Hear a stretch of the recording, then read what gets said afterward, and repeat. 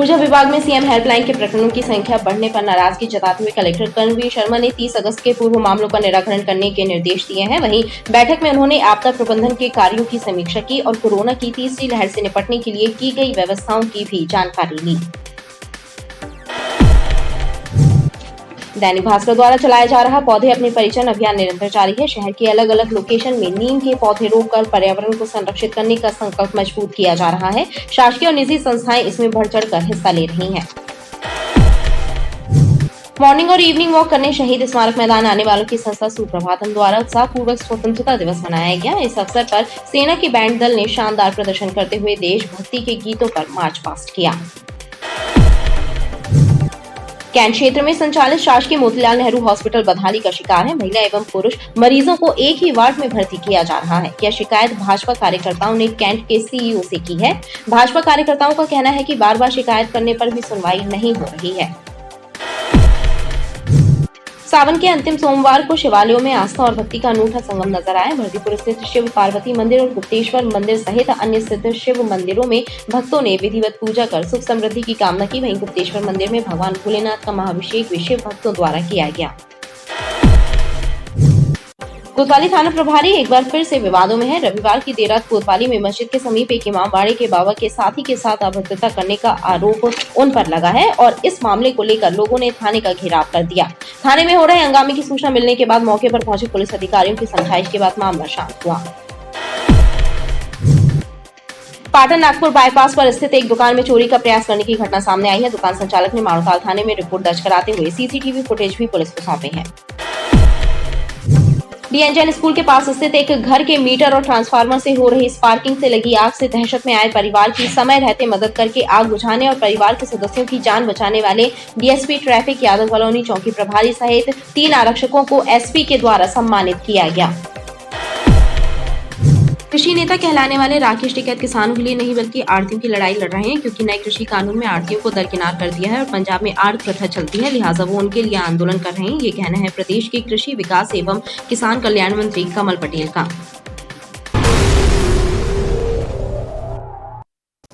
नमस्कार, VTV news के इस बुलेटिन में आपके साथ मैं हूं स्वाति। शहर से जुड़ी खबरों को देखेंगे विस्तार से, लेकिन सबसे पहले एक नजर डालते हैं हेडलाइंस पर। राकेश टिकैत पर कृषि मंत्री कमल पटेल ने दिया बयान। टिकैत लड़ रहे हैं आढ़तियों की लड़ाई, नई कृषि कानून में आढ़तियों का काम हुआ समाप्त। और कैंट अस्पताल के शासकीय अस्पताल के खिलाफ भाजपा कार्यकर्ताओं ने किया विरोध प्रदर्शन। अस्पताल में व्याप्त अनियमितताओं की कैंट सीईओ से की शिकायत।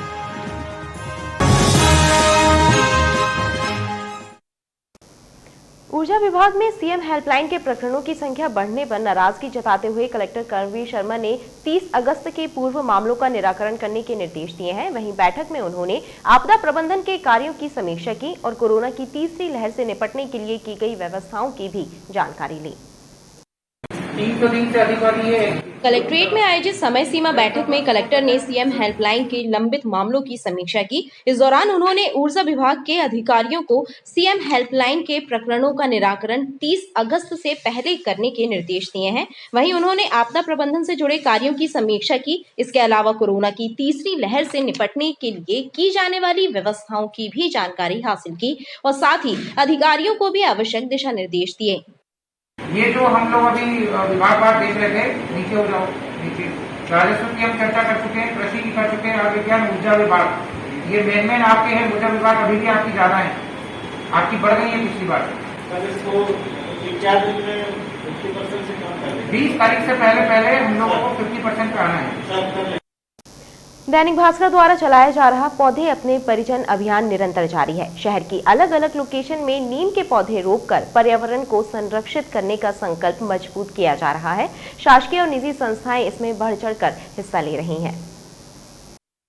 पौधे अपने परिजन अभियान के तहत शक्ति पार्क स्नेहनगर में उत्साहपूर्वक पौधारोपण किया गया। स्नेहनगर विकास समिति के सदस्य इसमें शामिल रहे। क्षेत्रीय विधायक विनय सक्सेना ने भी इसमें सहभागिता की।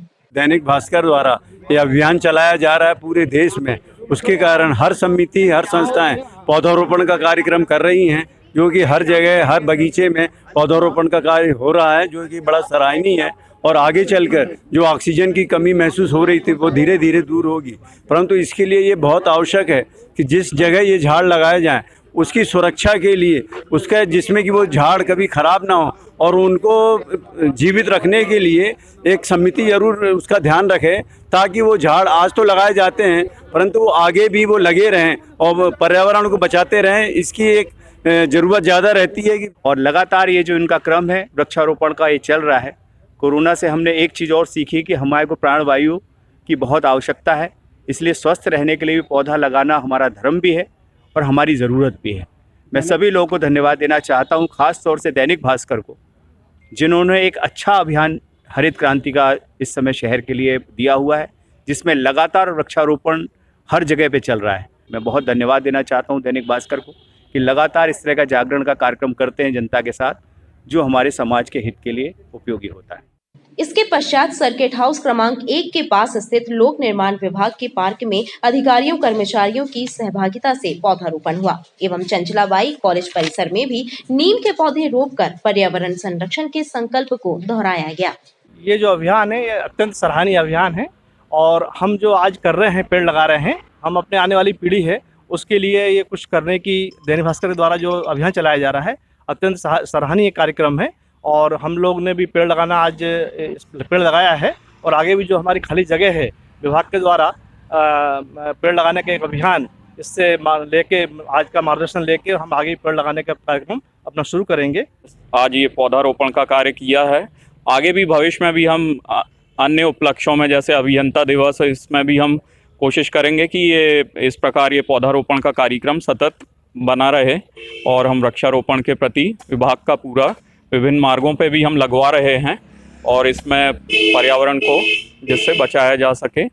आज हम लोगों ने नीम का पेड़ लगाया सभी बच्चों के साथ मिलकर, और ये हम लोगों ने संकल्प लिया कि ये बच्चे को जो अच्छी इससे ऑक्सीजन मिलेगी, वृक्ष लगाकर हम लोग जो एक अभियान किया है, ये इसलिए किया है कि केवल वृक्ष लगाना ही नहीं है, इसका हमें पालन भी करना है। और इसलिए हमने आज बेदामबाई स्कूल को चुना है और वहाँ पर ये पूरा इसका संरक्षण भी होगा और इसकी ऑक्सीजन भी मिलेगी, बच्चों को भी लाभ मिलेगा। और हम बहुत बधाई दे रहे हैं दैनिक भास्कर को कि उन्होंने ये जो अभियान चलाकर एक बहुत अच्छा कार्य किया है। पौधे अपने परिजन अभियान का अगला पड़ाव सुखसागर वैली एवं ग्वारीघाट स्थित आयुर्वेदिक कॉलेज रहा, जहां संस्थान के सदस्यों ने उत्साहपूर्वक पौधारोपण किया।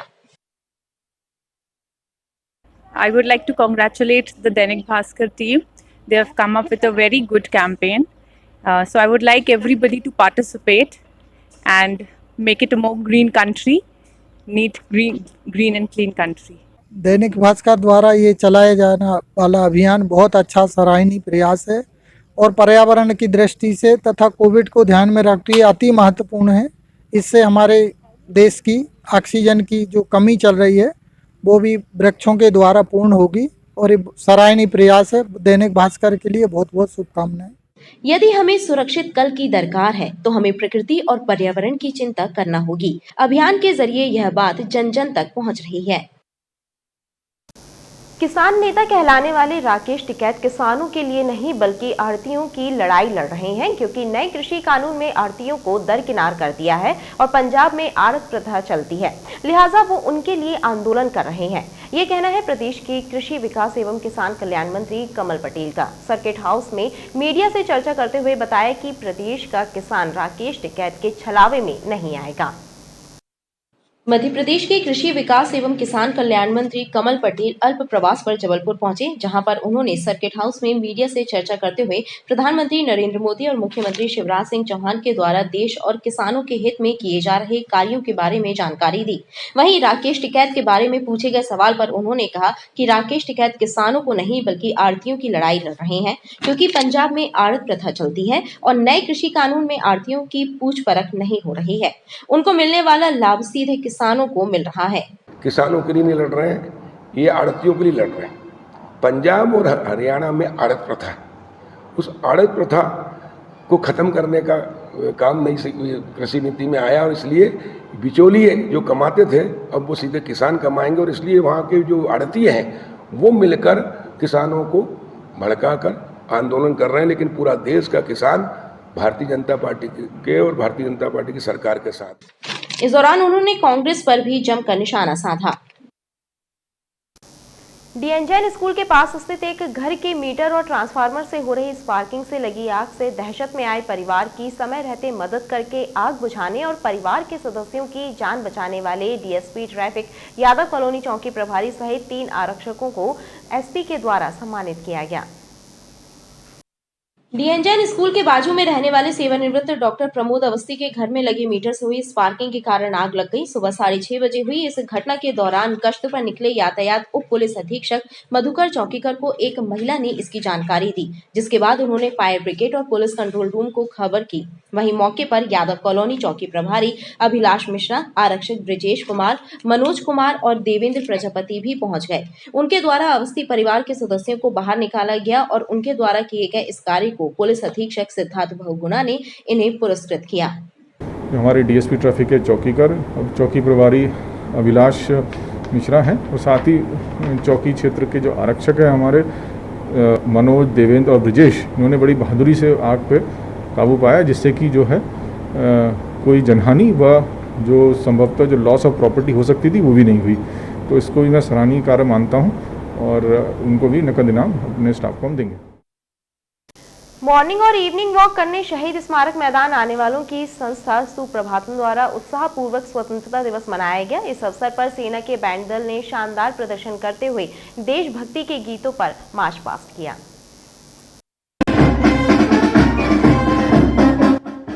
स्वास्थ्य के प्रति सजग और सचेत रहने वालों की संस्था सुप्रभातम द्वारा शहीद स्मारक मैदान में स्वतंत्रता दिवस का जश्न मनाया गया। इस अवसर पर आर्मी के बैंड दल ने प्रदर्शन करते हुए एक से बढ़कर एक देशभक्ति के गीतों की प्रस्तुतियां दी।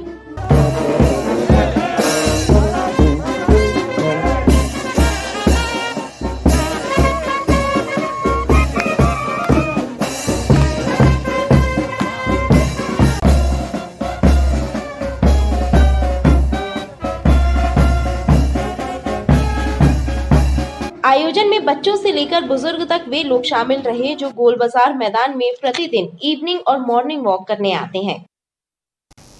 कैंट क्षेत्र में संचालित शासकीय मोतीलाल नेहरू हॉस्पिटल बदहाली का शिकार है। महिला एवं पुरुष मरीजों को एक ही वार्ड में भर्ती किया जा रहा है। यह शिकायत भाजपा कार्यकर्ताओं ने कैंट बोर्ड के सीईओ से की है। भाजपा कार्यकर्ताओं का कहना है कि बार-बार शिकायत करने पर भी सुनवाई नहीं हो रही है। तुम होश में आओ, होश में आओ, होश में आओ। भाजपा कार्यकर्ताओं ने विरोध प्रदर्शन करते हुए कैंट बोर्ड के सीईओ सुब्रत पॉल से शिकायत की है कि कैंट का शासकीय हॉस्पिटल बदहाल है, उसका सुधार कार्य कराया जाए। हॉस्पिटल में महिला और पुरुष मरीजों के लिए अलग अलग टॉयलेट तक नहीं है। वहाँ पे महिला और पुरुष को एक ही वार्ड में एडमिट किया जाता है, जो कि बहुत गलत चीज़ है। वहाँ पर कई पुरुष ऐसे हैं जो ड्रिंक करके आते हैं और उन्हें एडमिशन मिल जाता है और एक ही टॉयलेट महिला पुरुष दोनों यूज़ करते हैं। अब आप ये बताइए कि ऐसी प्रॉब्लम के लिए क्या करें। सीईओ से हम लोग कम से कम 6 बार ज्ञापन दे चुके हैं, लेकिन हमारी सुनवाई नहीं हो। पहले यहाँ पर सीजर होता था, 10,000 रुपये लगता था। जो गरीब महिला है तो उसको राशन कार्ड से 5,000 रुपये कम हो जाता था। मतलब 5,000 रुपये में यहाँ पर सीजर हो जाता था, लेकिन वो 1.5 साल से बंद करके रखे हैं। यहाँ की कैंट की महिलाएं, गरीब महिलाएं काफ़ी भटक रही हैं, बहुत परेशान हो रही हैं। भाजपा कार्यकर्ताओं का कहना है कि बार बार शिकायत करने के बाद भी ध्यान नहीं दिया जा रहा है। खामियाजा जनता को भोगना पड़ रहा है। यदि यही हाल रहा तो तीव्र आंदोलन किया जाएगा। सावन के अंतिम सोमवार को शिवालयों में आस्था और भक्ति का अनूठा संगम नजर आया। भरतीपुर स्थित शिव पार्वती मंदिर और गुप्तेश्वर मंदिर सहित अन्य सिद्ध शिव मंदिरों में भक्तों ने विधिवत पूजा कर सुख समृद्धि की कामना की। वहीं गुप्तेश्वर मंदिर में भगवान भोलेनाथ का महाभिषेक भी शिव भक्तों द्वारा किया गया। सावन के अंतिम सोमवार को भी नगर के शिवालयों में भक्तों की भीड़ लगी रही। भरतीपुर स्थित सिद्ध शिव पार्वती मंदिर में भी शिव भक्ति का नजारा दिखाई दिया। भक्तों की इस मंदिर से गहरी आस्था जुड़ी है और सावन सोमवार में यहाँ पर श्रद्धालुओं का तांता लगा रहता है और विधि विधान से पूजन करके भक्त परिवार की सुख समृद्धि की कामना करते हैं। शिव पार्वती मंदिर जो कहते हैं ये भरतीपुर में है और ये इसमें करीब 26 वर्ष से लगातार हमारे यहाँ मानस पाठ चल रहा है, रेगुलर अनिश्चितकालीन का। ये 29/8/95 में से चालू हुआ था, जब से ये अभी तक चल रहा। तो इसकी ये जो अगस्त में जो 29 तारीख डेट आती है ना, ये 29 तारीख में हम लोग इसका जन्मदिन मनाते हैं। इस मंदिर की अपनी परंपराएं हैं जो लगभग 75 वर्ष से कायम है। उसके अनुरूप शिव पार्वती का विवाह शिवरात्रि के दिन बड़े धूमधाम बड़े उत्सव के साथ मनाया जाता है। मानते हैं शंकर जी का बहुत प्रसिद्ध मंदिर है, यहाँ से बारात भी निकलती है और भव्य मेला भी निकलता है। चाहिए तो मैं दे सकता। वहीं गुप्तेश्वर महादेव मंदिर में भी पूजन अर्चन का दौर चला। इस दौरान महादेव का महाभिषेक भी भक्तों के द्वारा किया गया और जन कल्याण की कामना की। मंदिरों में धार्मिक कार्यक्रम भी आयोजित हुए। कोतवाली थाना प्रभारी एक बार फिर से विवादों में है। रविवार की देर रात कोतवाली में मस्जिद के समीप एक इमाम बाड़े के बाबा के साथी के साथ अभद्रता करने का उन पर आरोप लगा है और इस मामले को लेकर लोगों ने थाने का घेराव कर दिया। थाने में हो रहे हंगामे की सूचना मिलने के बाद मौके पर पहुंचे पुलिस अधिकारियों की समझाइश के बाद मामला शांत हुआ। डीएनए 100 होता है कि बात आपकी संतान है। अगर पुलिस विभाग की तरफ से कोई चूक हुई है तो उसके लिए मैं खेद प्रकट करता हूँ सीएसपी कोतवाली।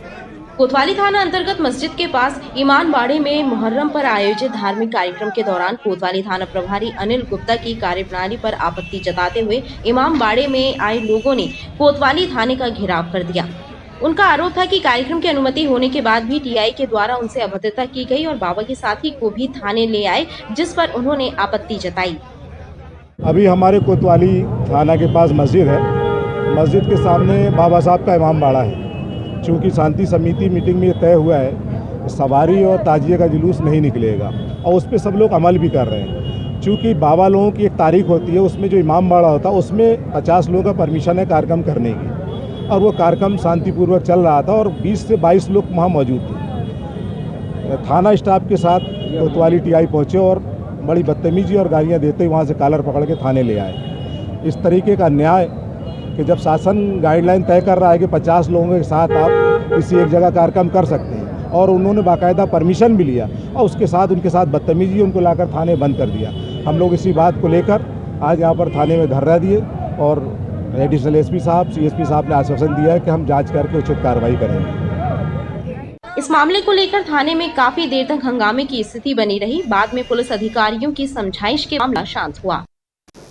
पाटन नागपुर बाईपास पर स्थित एक दुकान में चोरी का प्रयास करने की घटना सामने आई है। दुकान संचालक ने माड़ोताल थाने में रिपोर्ट दर्ज कराते हुए सीसीटीवी फुटेज भी पुलिस को सौंपे हैं।